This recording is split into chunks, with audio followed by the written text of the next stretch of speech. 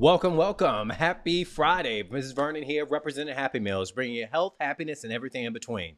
And so we are concluding our conversation today on conversations. Nothing happens outside of the conversations. Business deals, relationships, love, it's all about conversations. And the beauty of conversations is, for some of you all who are trying to get better at them, is during that whole we had to stay at home period, a lot of us got isolated. A lot of us spent more time being on the internet, working from home. A lot of us weren't in those environments. So some of us got a little rusty, right? And so as we all started putting ourselves out there more and more, because I'm not calling this a recession, I'm calling this the Genesis. We're all looking for different ways of connecting with people, how to grow our business, how to grow ourselves, how to really get involved with different community events to help ourselves propel. Because a big thing I know, not just a big thing, but I know some of you all, and I've been talking with you, some of my clients, some people who aren't my clients this week, about ways that you're contributing to the community, contributing to life. That's a whole nother topic, talking about that later at another time. I've got some, anyway, let me stay on topic, But, looking at different ways that people contribute to society, it's important to realize in order to contribute to society, you got to talk with society. In order to create a relationship where you're going to have love, you're going to have understanding, you're going to have connection. In some cases, you might have a family, whether it's fur babies or a human baby. All of these things create families, but it all starts, the genesis of it is from a conversation. So we've talked about different ways of connecting platonically, romantically, in leadership positions and professional environments. But right now, I want to talk about when it gets awkward. The awkwardness of conversations when it just goes quiet. No one knows what to say. Because these things happen, right? When you're having a conversation with someone, sometimes it could be, hey, how are you? Da da da da da, ba ba ba ba ba. You kind of say that, and then it just boom, drops. First tip: embrace the silence. You don't need to always be running your mouth and talking every time.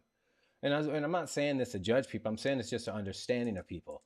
Not everybody processes some information quickly, right? And that's not a dig at people. But when I was younger, I did not process as quickly as I do now. Why? Because I'm in different environments. I have to move quicker. As I mentioned right at the beginning of the broadcast, a lot of us might have been more isolated. Some of us had to isolate. I'm not saying, right or wrong or indifferent.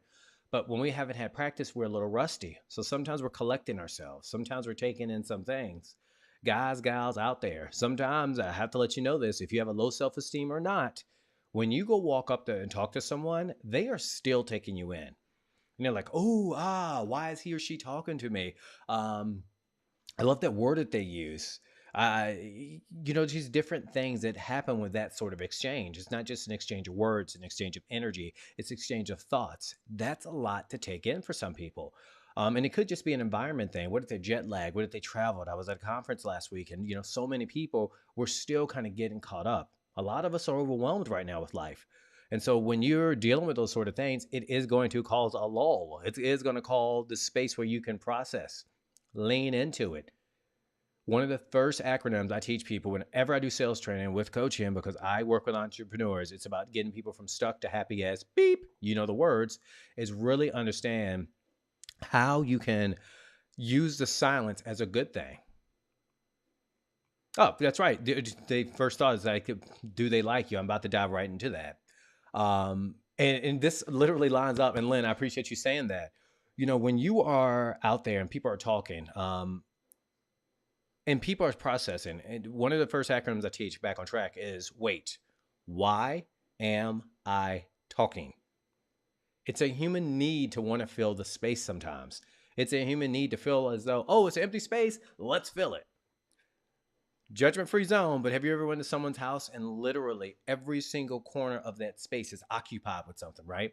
That's the way some people are with conversations. It can get uncomfortable for you. When I first started training and coaching and training, coaching, facilitation, it was comfortable for me because I'm more of an introversion style initially. So it didn't even bother me. But a lot of people would say that 30 seconds seemed like 10 minutes, right? And for me, it just seemed like a second, but I'm inviting everybody just to remember, give people time to process. That's the long and short of that. And Len, I'm gonna dive right into this. The first thought is typically, do they like you? You got to give people a chance to see if they like you. I recognize that, especially with someone like Lynn. Lynn has this great style. She's very personable. She's very present. Sometimes when you are talking to persons and you're really present, or maybe if you're talking to a person and you make like really solid eye contact, or maybe you're hanging on every inch of their words because they're just still taking it in, they're going to get quiet. They're taking, again, they're taking you in, they're in awe. I mentioned last week and this week, there's times when I'm talking with people and they just say, I feel like you're looking through me. That's a big experience for people. Lynn, when people first meet you, one of the things that happens, and we've been talking about this, is when people first meet with you, sometimes they're just in shock about how much you actually care about them and listen to them. It sounds crazy. 20 years ago, 5 years ago, that was normal. But nowadays, when people are so kind of like, wow, because people are handling their stuff. 2 weeks ago, I talked about handling what's your stuff versus what's not your stuff. And when sometimes people are coming in conversations, they're bringing everything with them, including things that happened prior to you and things that happen after you. They have a schedule, they have lives. And so as much as people want to be present with us sometime, or as much as people want to get in a conversation, they still have to manage their stuff. Both of these have one big thing in common. It ain't you. It's not you. These are just the dynamics of a conversation. And because, as we're such a sophisticated society, what's really de-evolving us, in my personal opinion, are these things right here. Because if you ever seen when people get in a conversation, the first thing they do is they grab their phone. They grab their phone. They grab their phone. It's like security blanket. And I don't even like talking like that, but that's essentially what people do. This is an art that needs to be practiced. And it's human nature that if you're not in a conversation and it gets awkward, you're going to think something's wrong with you. Lean into it. It's all right.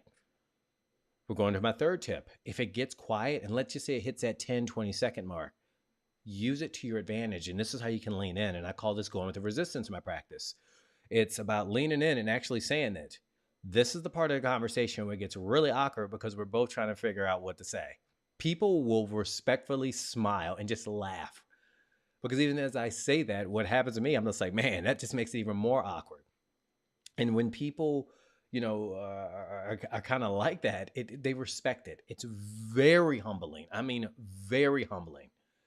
Because as can we accept the fact that we're human, accept the fact that sometimes we don't know what to say, you kind of get out of this perfection thing that we're really adulterated with in society right now. Everything's got to be perfect. How are my eyebrows? I mean, maybe look at my eyebrows just now. I haven't even looked at my eyebrows all day.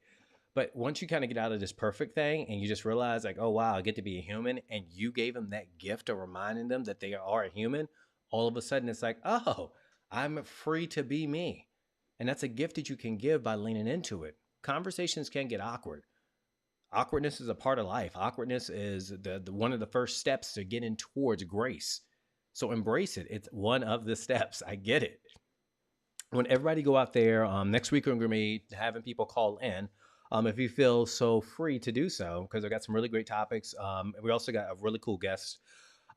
Believe it or not, I was just talking with him a few minutes ago. We're going to start with one of my really great friends. He is my brother from another mother, and he's going to bring in a really hot perspective. I can't even get into it because it might tick some people off. I think it's going to be fly. But I want everybody to have a great weekend. Don't forget to go to happymeal.com to figure out and find out ways that you can be healthy and happy. When we're going to help everyone lose 10 pounds at a time if you so feel, if you want to. I'm not judging people, but if you want to. If you want to really apply everything that we're talking about every day, start working on yourself. You don't have to do Happy Meals, obviously. But what I want you to do is consider being a better human every single day. And that's what we're going to be doing at 8:45 Eastern, 7:45 Central, burning out, keeping you happy with Happy Meals.